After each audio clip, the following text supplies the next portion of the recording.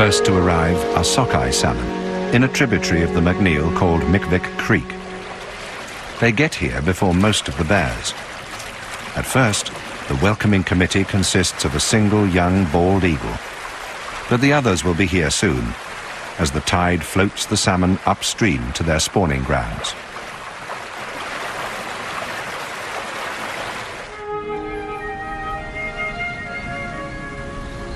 When they arrive, Teddy keeps Tuffy to the higher ground while she makes sure that the coast is clear. She knows that the big males will also be converging on the creek. 2 years ago, one of them killed her 2 cubs. She's on her way to the best fishing spot on the creek, but it's already occupied by 2 giant males. The large dark bear on the left is Woofy. He's the alpha male in the whole valley. At present, he's preoccupied with re-establishing his position in society after winter. His victim is Creek Bear. We'll be seeing him again. Teddy watches from a distance until the time is ripe to make her move.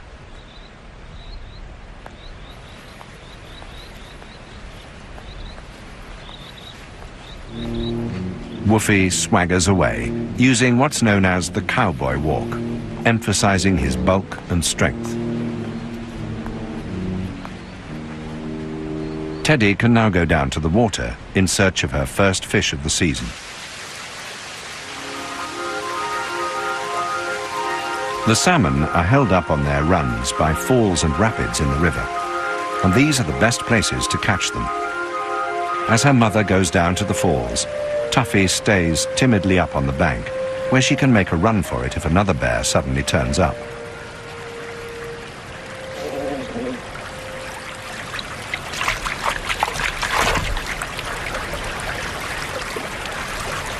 Already salivating at the thought of the first fish of the season, Teddy is almost overwhelmed by the abundance of food. She hasn't caught a fish for more than 6 months.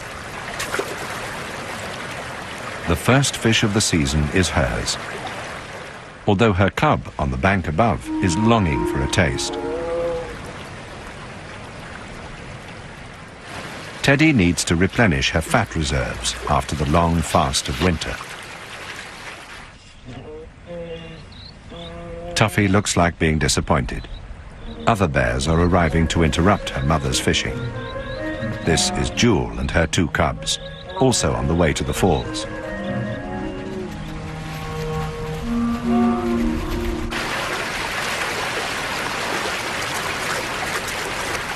Teddy seems unperturbed, bringing the second fish up the slope to Tuffy, hurrying so that she can go back for another for herself. She's noticed that Jewel is there, and she wants to get back to the water before Jewel takes her place.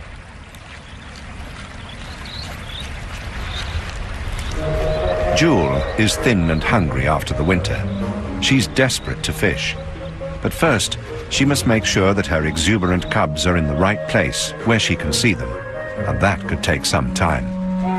It's not long since she was a cub herself, and she enjoys the rough and tumble.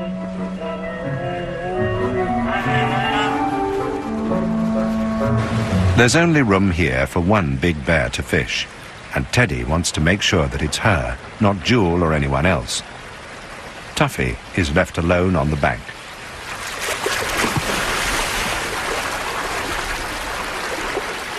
But as Teddy enjoys herself in the clear pool, her cub's gloom increases. Jewel and her family are coming nearer. But Tuffy is her mother's daughter, an alpha female in the making. She's not about to back down. One reason for Teddy's lack of concern is that Jewel is very young and well aware of Teddy's high status. She can be fairly confident that the younger bear won't harm Tuffy.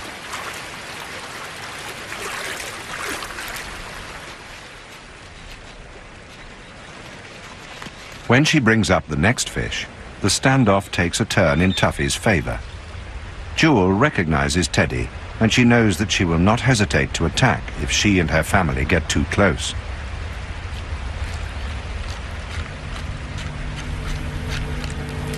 Jewel soon has a reminder of the senior bear's power. Teddy will go to any lengths to defend her youngest daughter. Jaw clacking shows how tense and stressed Teddy is. But there are fish to catch, and the water calls.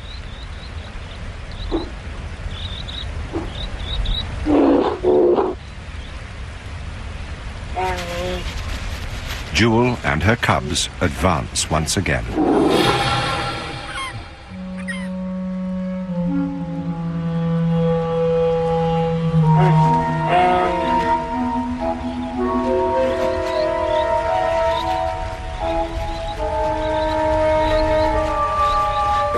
Tuffy holds her ground, but this time not her fish.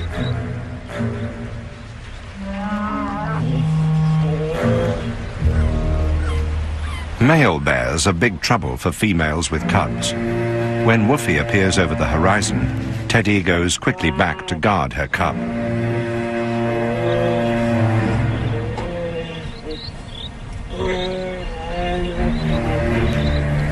Woofy is the dominant alpha male hereabouts, but not because of his size.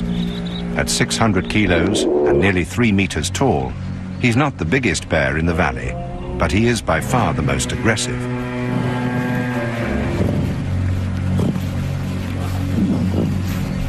Teddy prudently leads Tuffy away.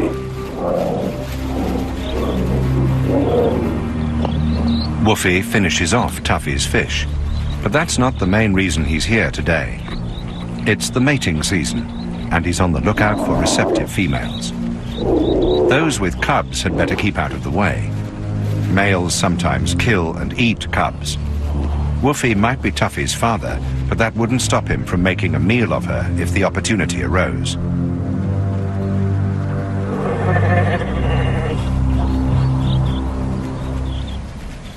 Jewel and her cubs finally get the chance to go fishing. The cool water on a warm day, with salmon plentiful, makes the long wait worthwhile.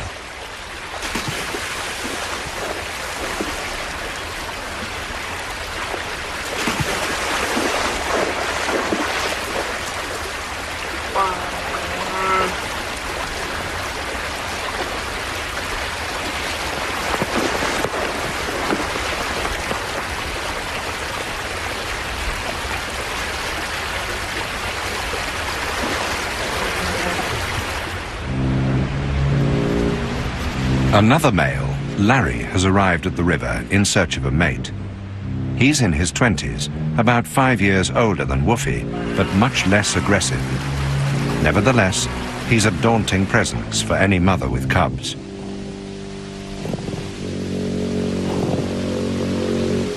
When he arrives, Jewel and her cubs leave the pool.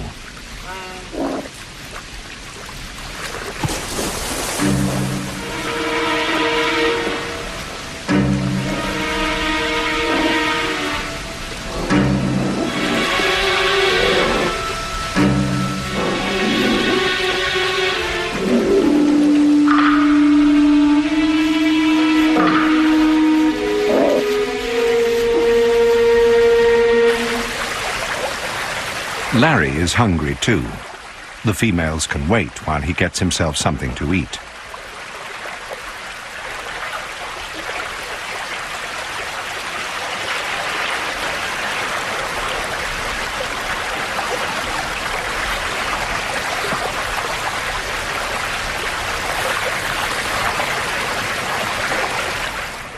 Jewel takes her cubs to a safer place away from the forthcoming violence of the breeding season, while Larry feeds quietly in the stream.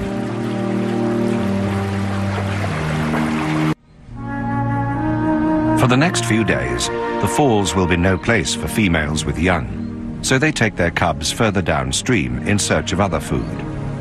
Other animals too wait for their moment to fish.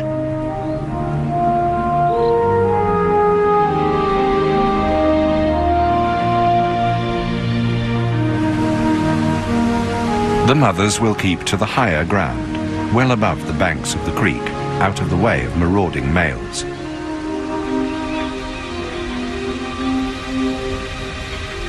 Mickvick Creek offers plenty of sheltered spots where Teddy can suckle Tuffy in peace.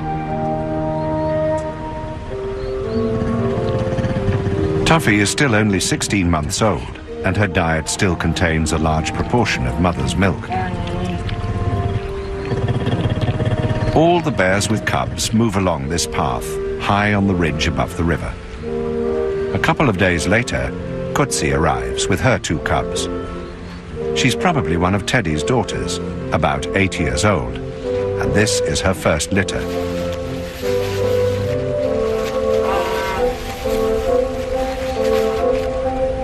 But Teddy and Tuffy are in the way, and the cliff stands between Kutsi and her cubs and the water. There's no easy way down while Tuffy and her mother block the route.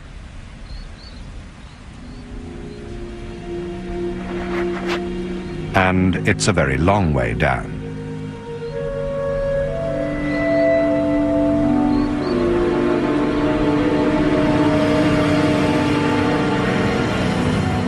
Kutsi and her family will have to run the gauntlet of Tuffy's possessiveness. Tuffy is clearly her mother's daughter, an alpha female in the making. She's not going to make things easy for Kutsi and her cubs. The first thing to do is to get Tuffy out of the way.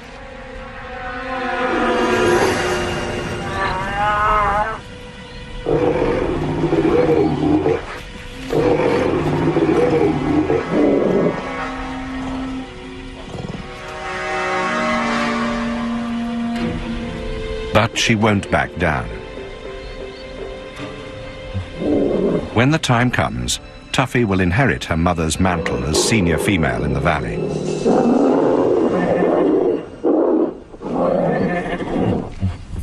For now, she needs a little support from her mother to keep Kutsi and her cubs away.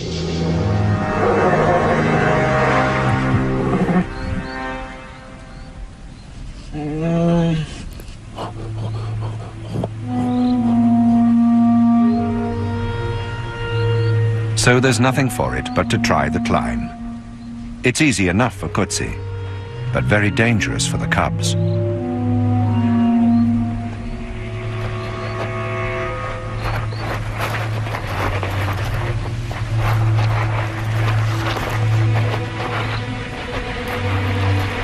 She is immensely strong, and her claws give her a good grip on the loose sandstone, but the cubs lack her strength and experience. Cubs have died on this cliff in the past.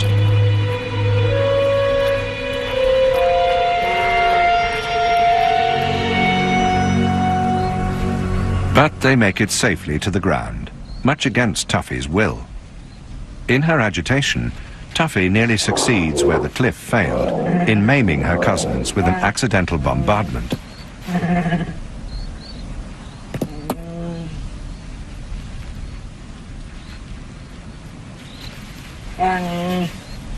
Now that they're on the lower ground, Kutsi and her cubs must keep a sharp lookout for dangerous male bears.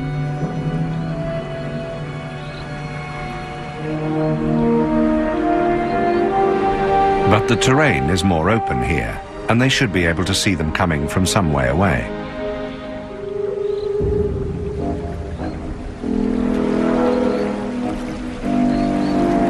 Creek Bear has come back. He's a big senior male, about 15 years old. He was given his name because he arrives early every year at Mickvick Creek to take the chance of mating before Woofy gets there. He checks the droppings of a young female he's met on the shore. She is ready to mate.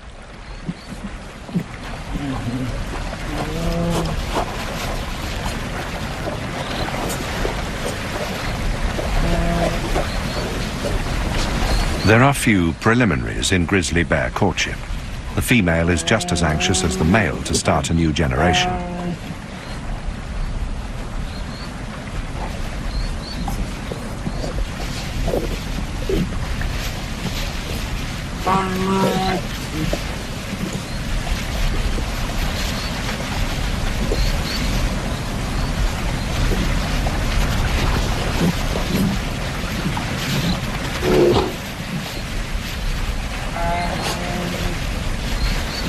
Mating can take as long as an hour if the bears are undisturbed.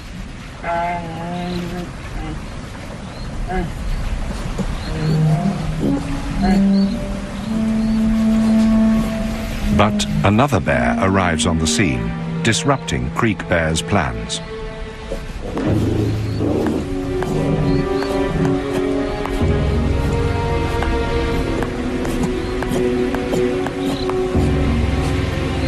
As the first female moves away out of range, he sizes up the newcomer.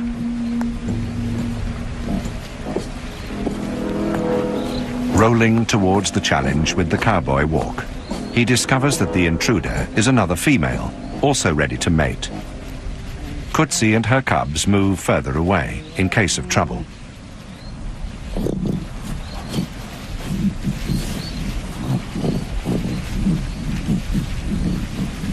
And there is trouble on the way.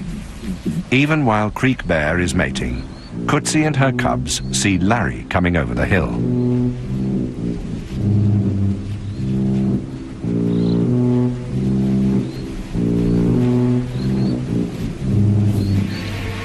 Once again, Creek Bear has been disturbed in the act of mating. He is none too pleased.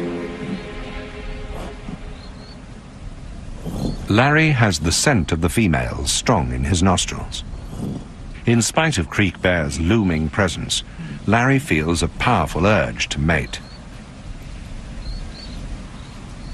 Larry and Creek Bear have known each other for many years. Theirs is an ongoing rivalry. Even though Creek Bear is younger and stronger, as well as bigger than him, Larry is not backing down now.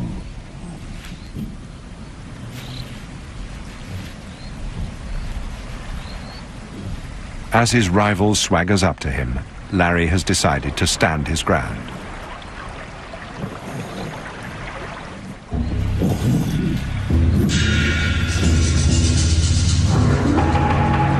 Neither bear really wants to fight. The risks of injury are too great. But one of them has to end up boss bear, and Larry's mating urge is too strong to let him retreat. The fight, when it comes, is very short, just long enough to remind Larry how strong Creek Bear is.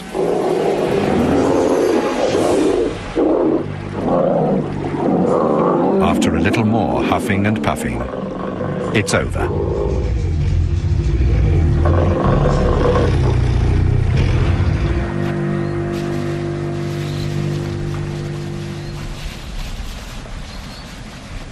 As the audience moves away, Creek Bear goes back to follow the females. They'll be receptive for only a week or so this season, and he wants to take every chance he can to mate with them.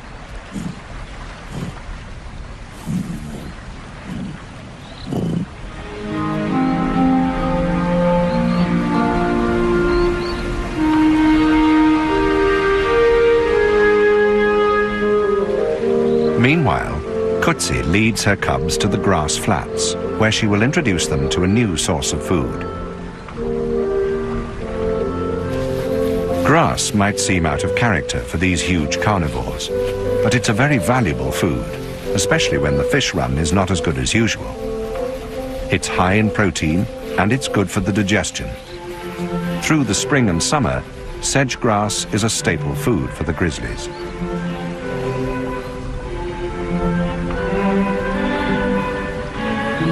The grass flats along the lower river provide a plentiful supply. After her busy and stressful morning, Kutsi leads her cubs away for a rest. Kutsi's cubs are 18 months old, like Tuffy, and they still depend on their mother for milk, which makes up most of their diet.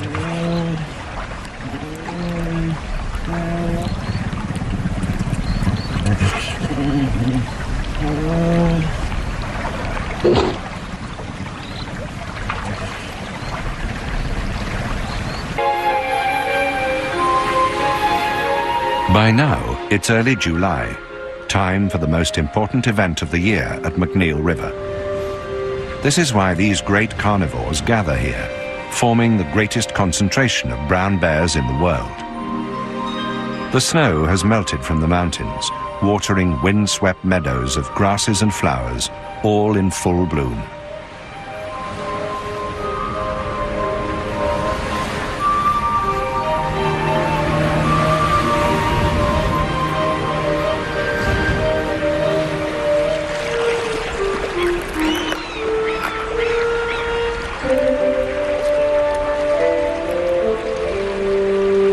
Idling comfortably in the water, the bears are waiting for the second salmon run, when the great chum salmon come in from the sea.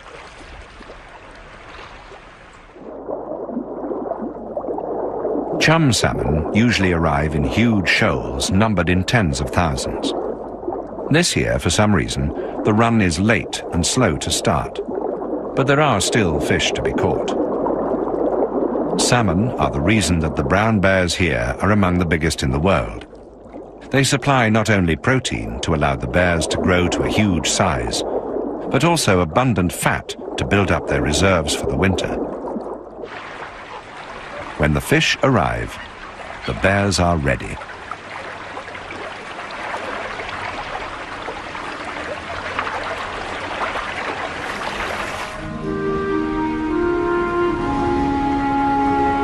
Among them are Teddy and Tuffy. Teddy leads her daughter down from the safety of the cliff top to a very dangerous place for a mother bear with a cub, a place where more than 100 other bears will gather, the falls on the McNeil River. Teddy knows the dangers, but she also knows that she has special standing in this society as the alpha female in the valley. With luck, her reputation for aggression will protect Tuffy from the worst excesses of the violence that is about to begin. Grizzlies come to the McNeil River from miles around to share in the salmon harvest.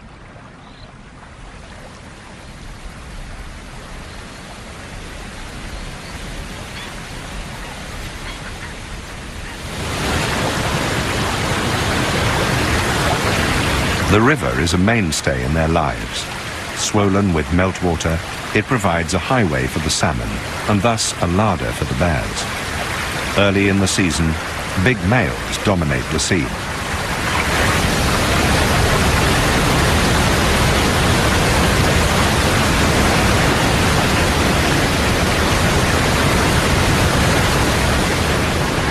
And sometimes the river dominates the bears.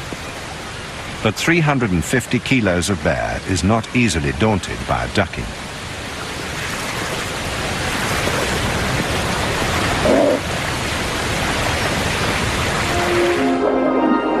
For the chum salmon, this is the climax of their life. After they've spawned, they will die. Resting behind rocks from the strength of the main current, they emerge to force their way upstream, powering their way up the falls, driven by an ancient instinct to the spawning grounds. The bears have only to wait for them. The best fishing spots are held by the biggest and most aggressive males. Sterling is the biggest bear on the whole river, holding a good place by virtue of his sheer size. Woofy is not so big, but what he lacks in bulk he makes up for in ferocity. He rarely catches his own fish. He relies on the power of his personality to supply him with food. In other words, he's a professional, full-time thief, benefiting from the efforts of others.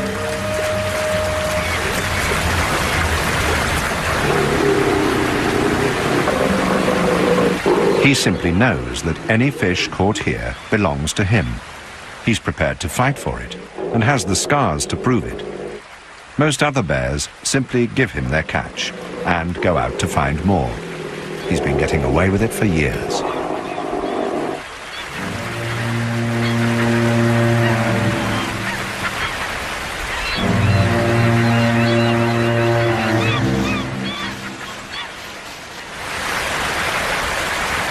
Although the salmon run is not good, there are some fish to be caught, for bears who can hold their own in the fight for ownership of the best fishing sites.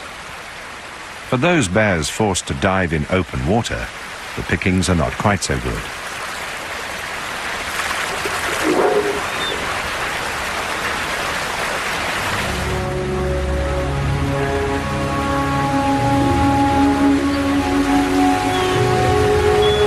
With all the best spots held by the biggest males, a female has little chance of finding food here, unless she's a very special bear. Teddy is a very special bear. She's been coming here for every one of her 21 years. Her mother brought her here as a baby. She knows the place well, and she knows how to look after herself. With so many hungry male bears about, it's a very dangerous place for a small cub. Teddy must find a balance between her hunger and the need to protect Tuffy from danger. Where the big males are fighting over the fish, she will keep well away.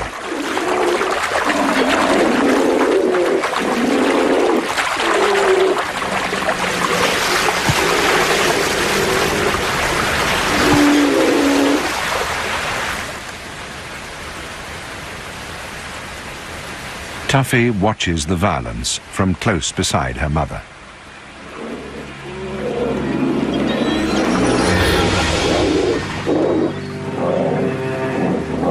Sterling, the giant, is once more robbed by Woofy. Scraps are breaking out all over the river.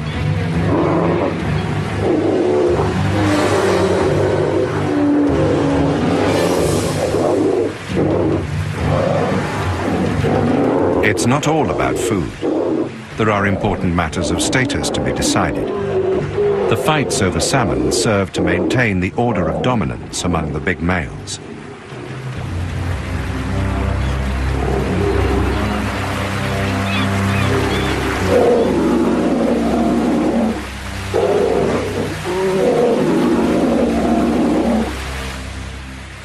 All this conflict may cause life-threatening injuries or crippling wounds. Most of the males bear old scars. That's why many of them are easier to recognize than females.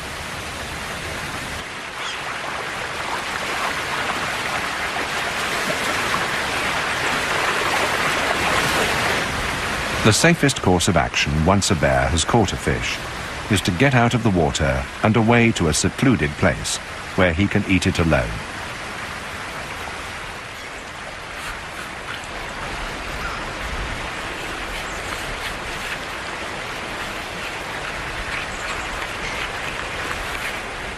Young bears come to the falls too, but without any chance of feeding here. This is a third-year bear in its first summer alone in the world. This may well be Tuffy's position next year.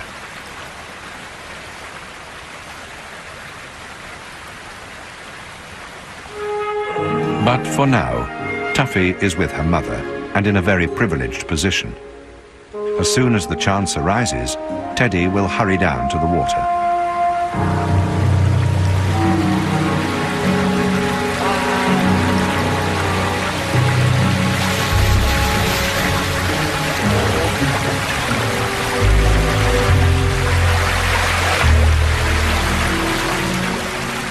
This is one of the worst positions of the falls. All the others are taken by males. But Teddy is very good at fishing. She's the only female with a cub to fish here. Weeks later, when the males have eaten their fill, anyone will be able to come. But for now, Teddy, the alpha female, is the only one that dares fish among the belligerent males. Tuffy is very uneasy. She can't go too far from her mother, but her mother is in the river with all the fierce big bears. A male catching a fish and leaving the water, himself in fear, is enough to send Tuffy scrambling up the bank.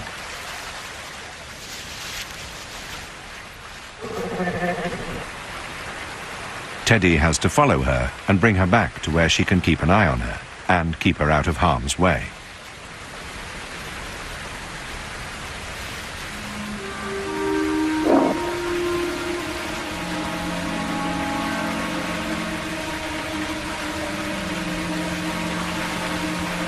As the weeks go by, there's an uneasy air at the falls this year, and all the bears are nervous. The salmon run hasn't happened.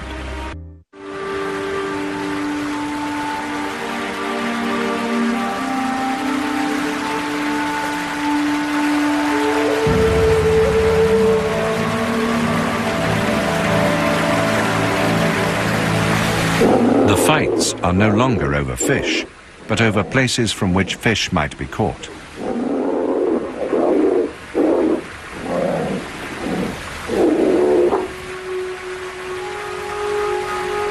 Suddenly, Teddy notices something in the water. Fish at last. Finally, a school of chum salmon has found its way up to the falls. By now, Teddy is desperate to catch a fish. She could eat 15 a day easily, but she's been here for hours without catching one. Tuffy's yawn shows how stressed she is by the presence of the other bears. A 15-year-old male called White Claws is watching Teddy closely. He has already been in a fight with another male, and now he's looking for a chance to steal food, perhaps from her. The claws that gave him his name are fearsome weapons, and the fresh wounds from the fight won't be helping his mood.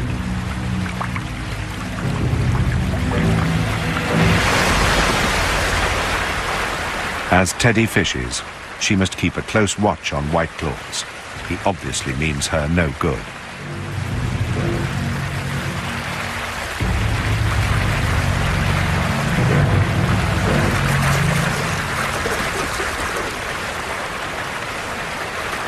And now there's more trouble approaching.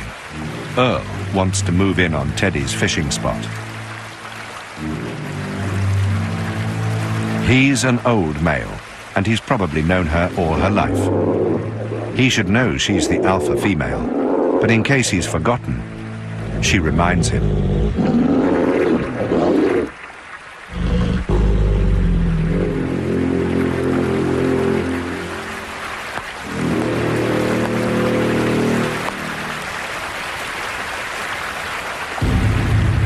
But White Claws is younger and less easily intimidated. He's also much bigger than Teddy. When she finally catches a fish, he's ready to close in.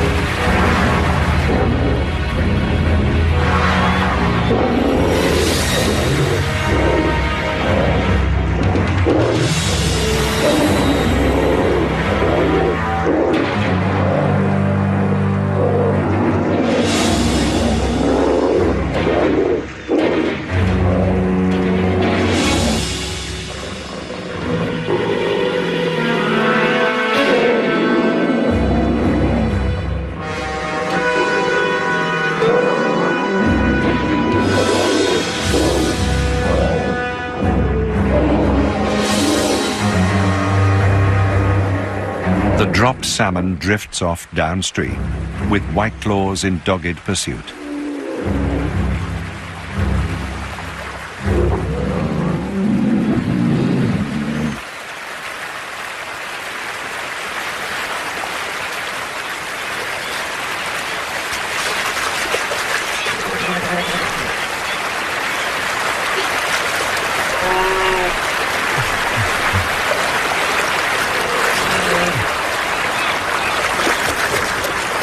While White Claws is preoccupied, Teddy catches another fish. This time, she runs off up the hill with it, looking for Tuffy. But the cub can see what her mother can't. White Claws is on her tail. When Teddy sees him, she bolts the fish as the younger bear comes up the hill after her.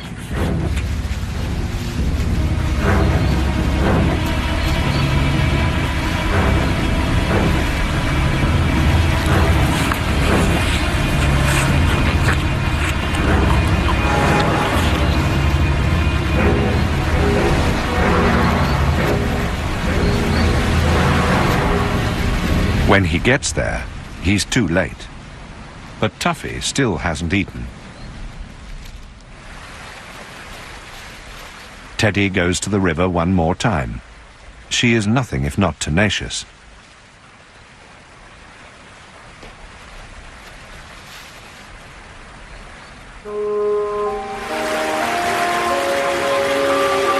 Tuffy is very hungry by now. She watches her mother closely. What she learns now will stand her in good stead in summers to come. This time next year, she will have to find her own food. Is this third time lucky? Perhaps Teddy will be able to share this fish with her hungry daughter without being disturbed.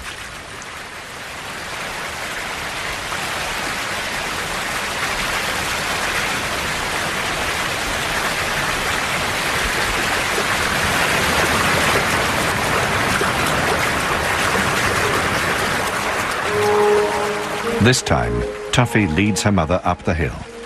With luck, no male will follow.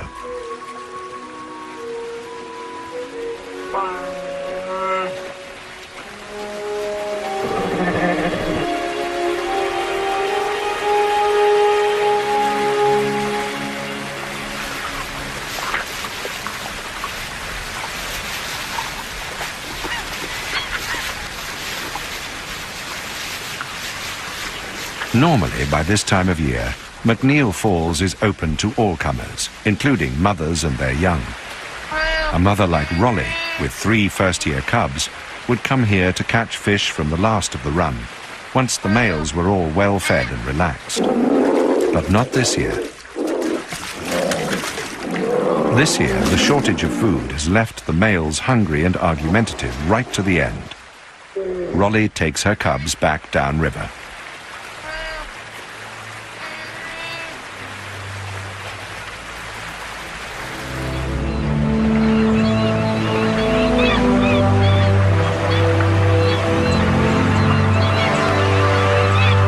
Below the falls, females with cubs are much safer.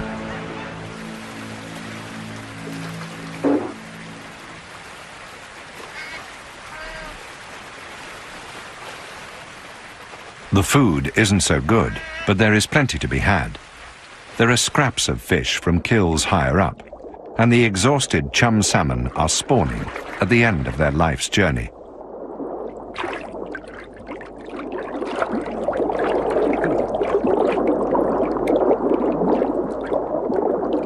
Their muscles are breaking down now, and they spend the last of their energy laying eggs in the gravel. They will protect them with the last of their strength until they die.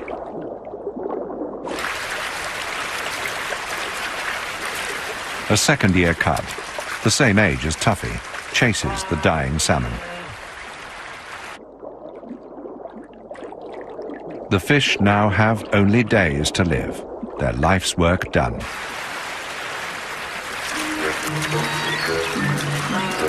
This is the best time for a cub to learn how to catch salmon, when the fish are tired and slow, and the cub is away from the pressures of the aggressive males.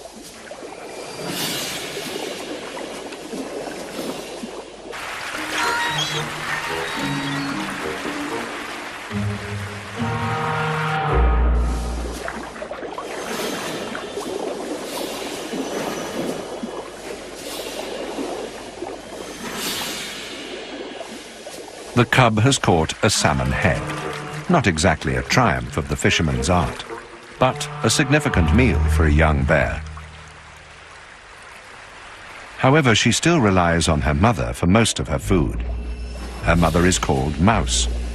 Like Teddy, she's fished this river every year since she was born, about 17 years ago. Her cub watches intently as her mother picks up another meal for them to share.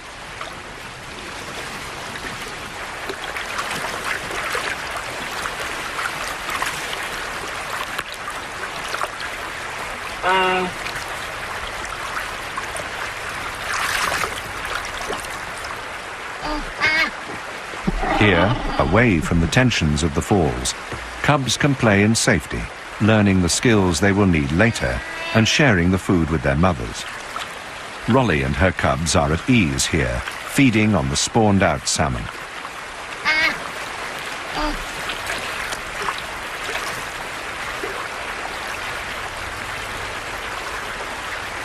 They need all the energy they can collect now, because the season, poor as it was, is coming to an end.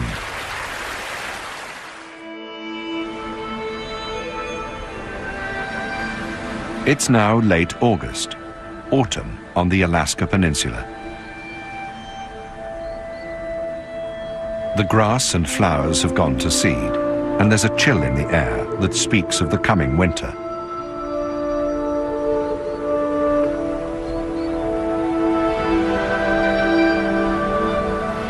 The sedge grass has been grazed to the ground, and what little remains lacks the proteins that were so important to the bears earlier in the season. Their droppings recycle the nutrients back into the ground for next year.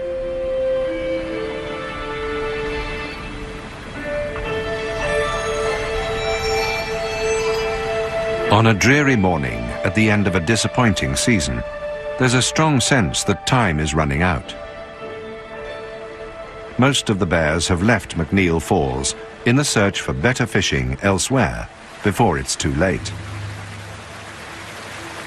There are still a few males hanging on, dominating the best fishing spots, but they're not catching much. Tuffy tries her hand at fishing, but there aren't enough fish about for her to get any worthwhile practice. All the same, she's privileged to have the chance. Teddy's presence on the bank keeps her cubs safe among the big males who would otherwise attack her. All the same, it's difficult for the cub to concentrate, while male bears constantly keep up the pressure on her and her mother.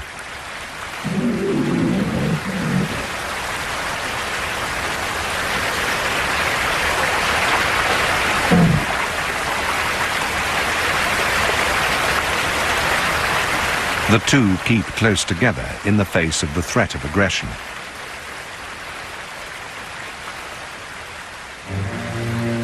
Woofy is still here, actually fishing for himself, now that there are few bears left to steal from. Larry has hung on too, to practice his own style of submarine fishing.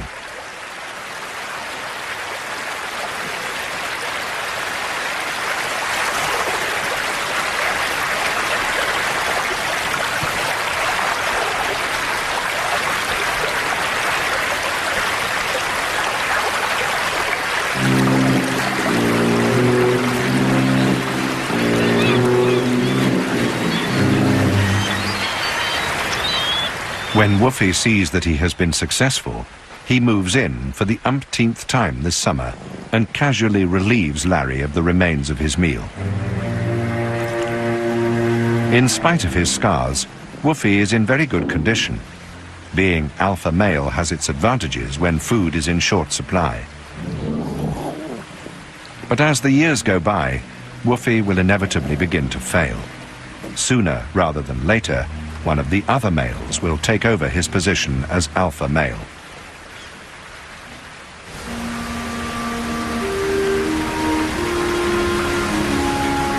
Meanwhile, Teddy and Tuffy are still fishing.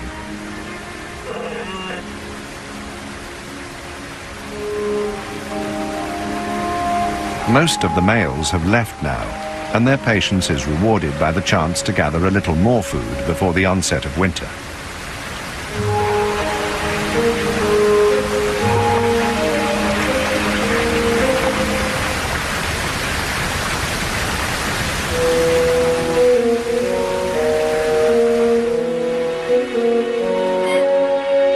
At this time of year, every mouthful is vital. Both mother and daughter need to put on as much weight as they can before they hibernate.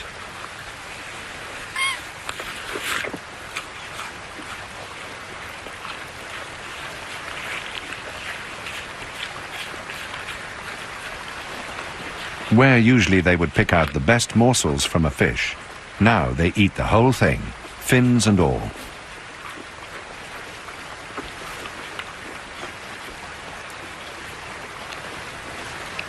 Even tiny scraps from between their claws cannot be allowed to go to waste. As it turns out, This will be their last meal at McNeil this season. Earl, the cantankerous old fish stealer, is still here. Although she beat him off earlier in the season, Teddy has no wish for any further confrontations. This time, he's content to clear up the place where the two of them were feeding. But Teddy knows that he won't go away. He'll be on hand when she catches her next fish, if there is a next one, and the pressure will be unrelenting.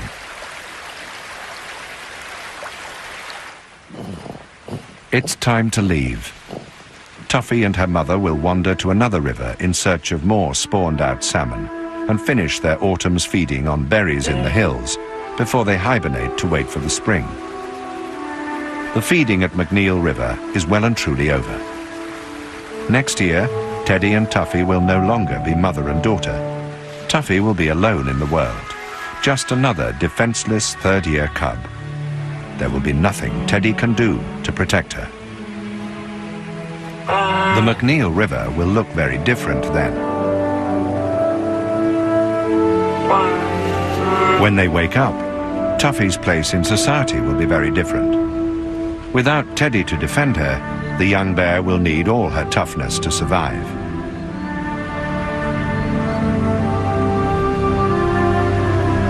It was a strange summer this year, but the next will be stranger still for the little alpha female in waiting, ambling back over the hills with her mother into an unknown future.